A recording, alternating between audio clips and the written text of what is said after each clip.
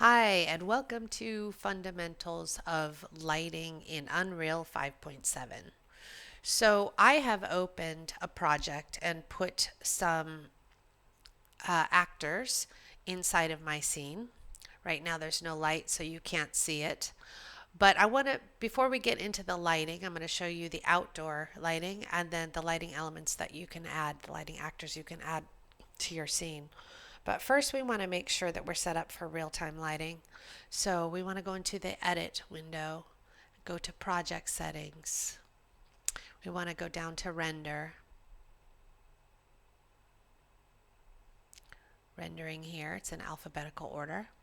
And I want to go to Lumen, and I want to make sure that my Lumen is turned on, my real-time lighting.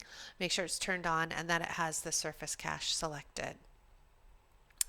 You can also make sure that ray trace reflections are on, refractions are on here. Okay, and then once that's done, you can go ahead and close your project settings. All right, so now I have this completely dark scene with a few actor shapes, primitive shapes set up inside of it. I'm going to go to my window and I'm going to open up something called an environmental light mixer panel. Now, I've already docked mine over here on the right next to my detail panel, and it immediately shows me these 5 environmental lights that I can add to my scene. So I'm going to click these one at a time and turn them on.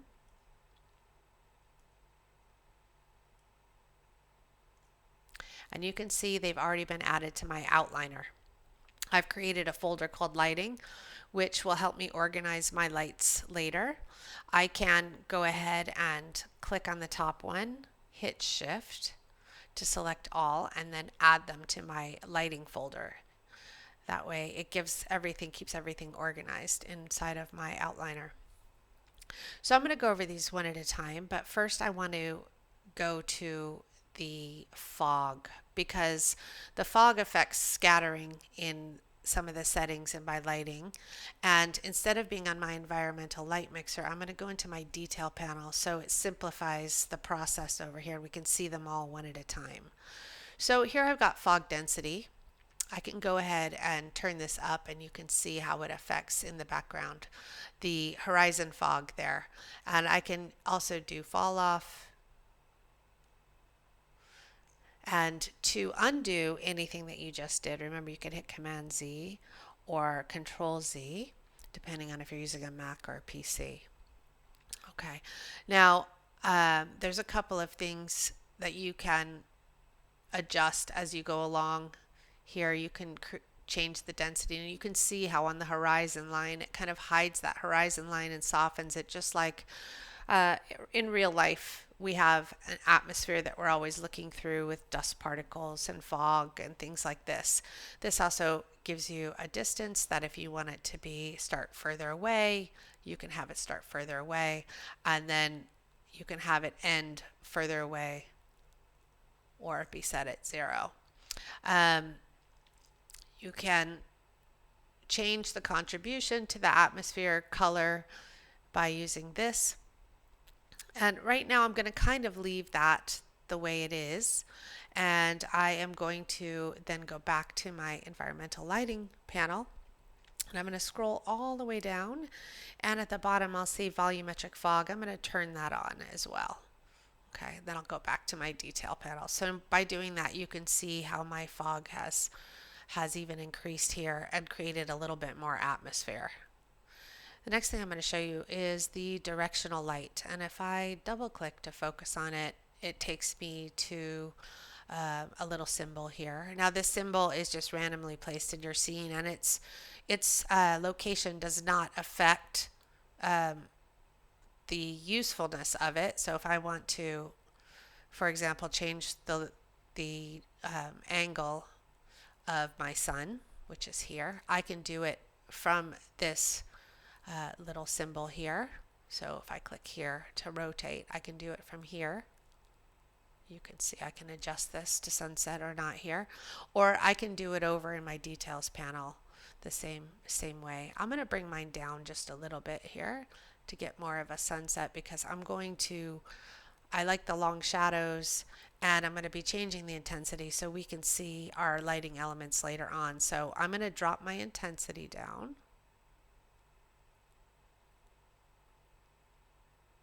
to about right there so that I'll be able to see my lights that I'm adding later on and see how they're affected. I've added a few different actors in here, as you can see: sphere, a wall, a small box, because I'm going to light the inside of that.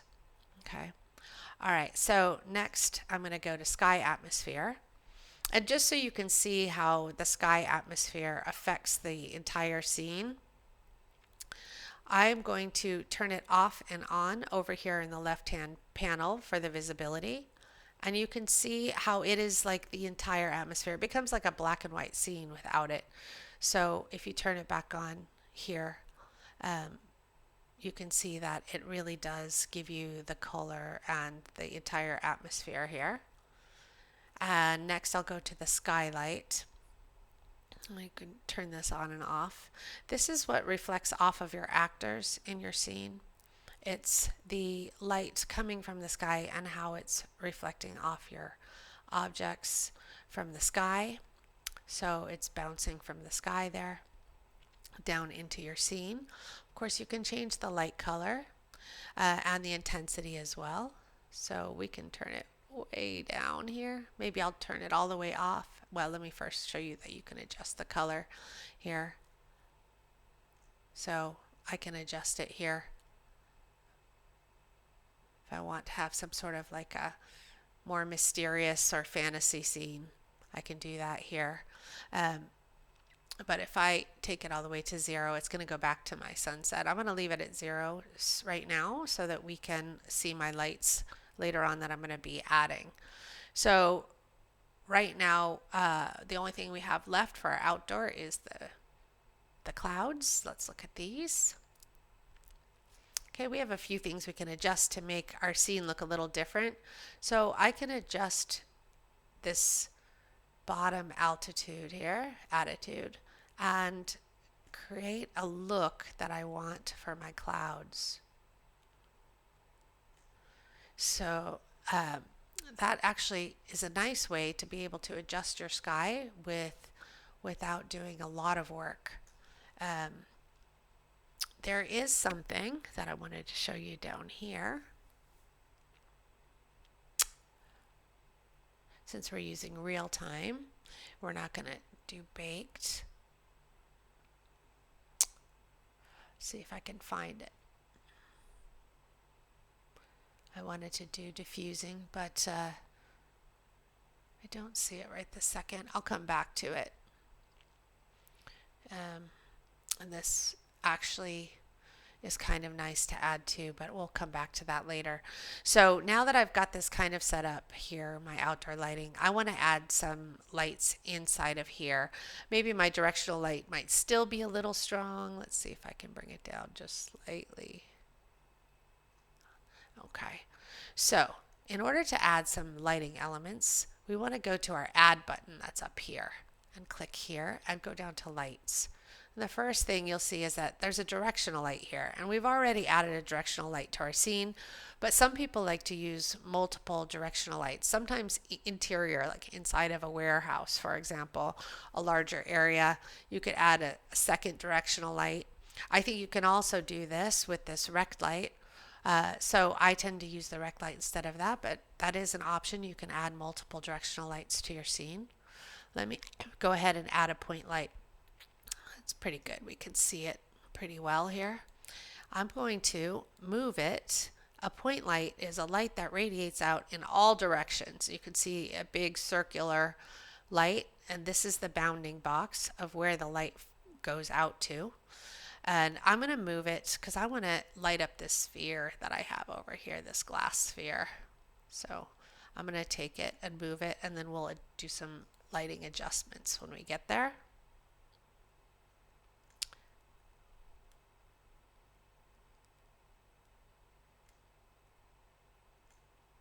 I'm going to put it down inside here, and you can see it, even though it's changed the intensity because it's inside this. You could put these inside of lamps, for example, or just under lamps and see how they work. I'm going to go ahead and change the color here. I'm going to change it to a blue so you can see it a little better. And then maybe turn up the intensity, the intensity a little bit because it's inside. Now this attenuation radius is how far it travels, and we want to make it in a little bit closer. We want to have it to be just about here. I'll turn this down just a teeny bit and adjust it here. So now you can see it's lighting up the inside of this sphere here. Let's turn this down. Okay, and bring in our radius just slightly. You can increase the source radius, and what that does is basically larger lights. If you have a larger light that's further away, for example, it creates softer shadows. So you can use this to soften your shadows or keep it very focused. So you can see even here, I'm going to increase mine a little bit so it's just outside of this, so it softens it up. If I had it down to 0, it would be a very focused light. Okay, and we can do that here as well with the radius. You can see here just the difference, and I like to have it back down to 0 so it kind of goes further out. You can change the source length, which is like basically making it like a capsule instead of a sphere on how the source is shaped. Okay, I'm going to keep mine a sphere. If I wanted to, I could turn on temperature and adjust my light through temperature instead of through this color wheel.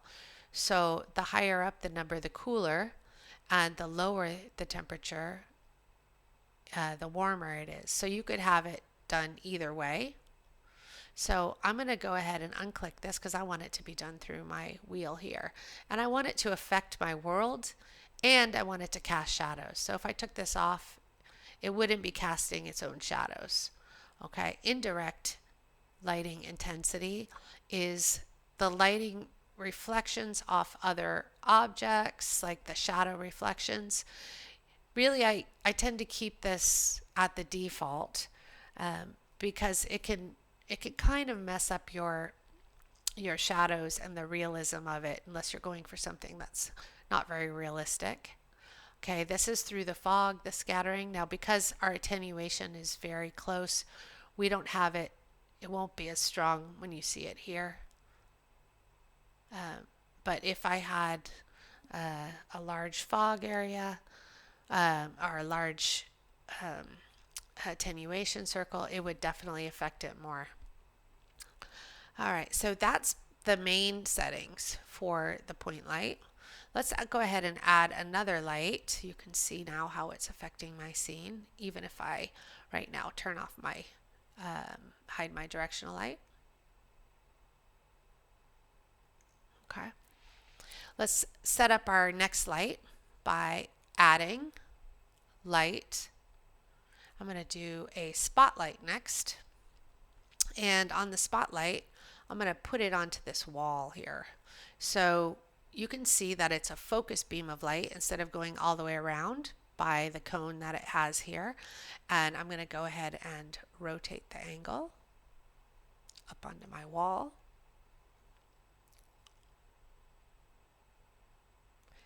I'm actually going to put it slightly this direction, and I'm going to move it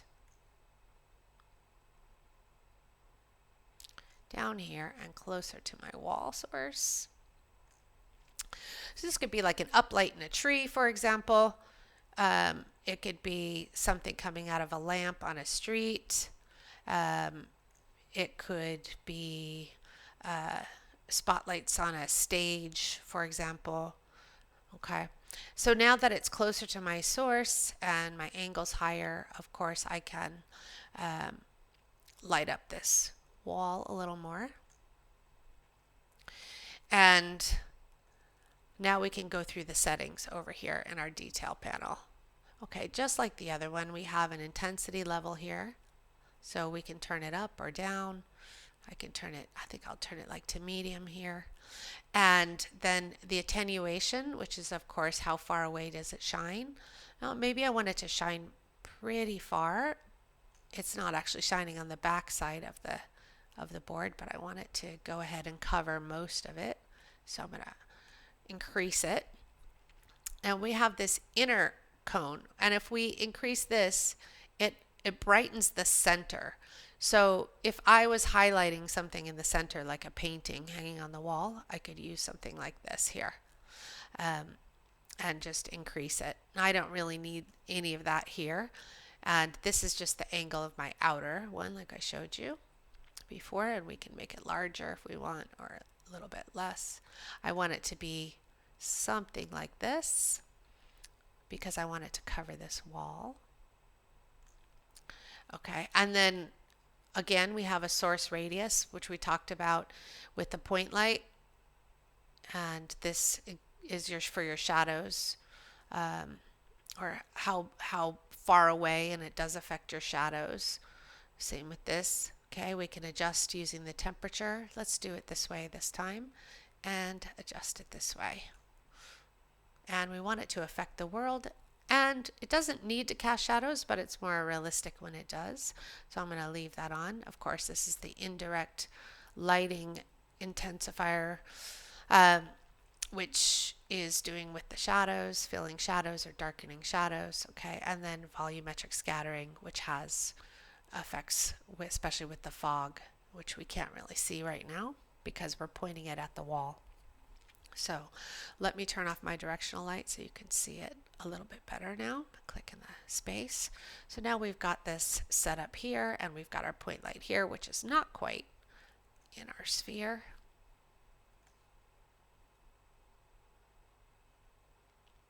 Pull it into the sphere. Okay.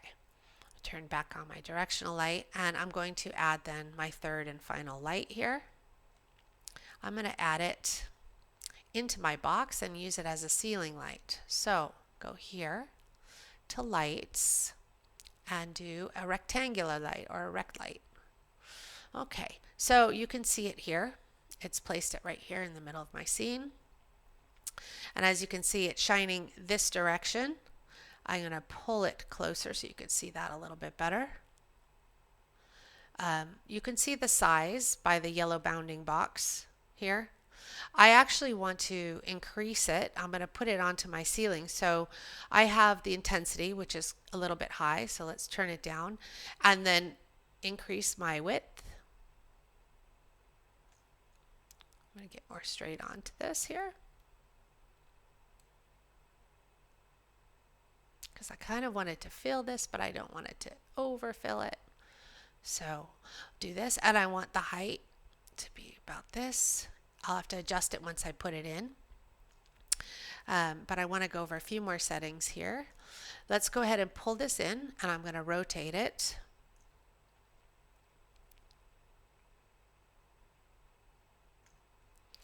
Close.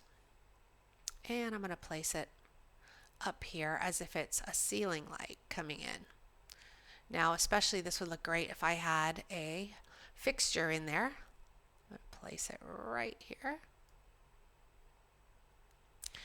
Okay, now the other thing you notice is it also has an attenuation radius, and I can bring that in a lot or bring it out. I want it to be a little bit larger because I want this light to spill out from the interior of my room.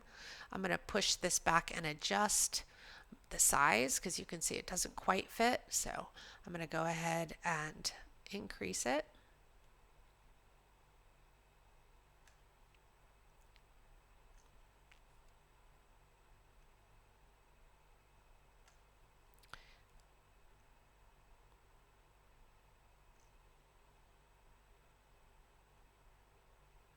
Okay. Now we can still see this double outline here, and this is called a barn door. It's like a door that can close down and help focus your lights. So if I want to go ahead and do a barn door angle, I can adjust my angle here and focus the lights. You can see the shadow on the side of the wall here. I can even make them longer if I want to, so I can make it a more focused light. Now, since I'm using it as a ceiling here, I'm going to put it to 0 and put my barn door angle to 0. So I don't really have a barn door here. This way it gives me a little bit easier. I can adjust my size a little bit better to fit my ceiling. I'm going to change the color so we can see it a little bit more. Let's turn it into like a nice pink light. And turn up the intensity a little. And then turn off my direction light so you can see it. So these are the 3 lighting elements that are used to light interior and highlight exterior scenes like lamps, billboards, windows, doors, and then we have our outdoor ones, which we can adjust as well. So that is the basic lighting setup for Unreal Engine 5.7. You can try and go ahead and create a level, an empty level, and then add your outdoor lights, adjust them, and add a few lighting actors inside of your scene. It's nice to have a few primitive shapes in there so that you can see how they all work together and how the shadows bounce off each other and how the light interacts between your lighting actors. If you have any questions, you can drop it down in the chat. I'd be happy to get back to you as soon as possible. Have a wonderful time experimenting.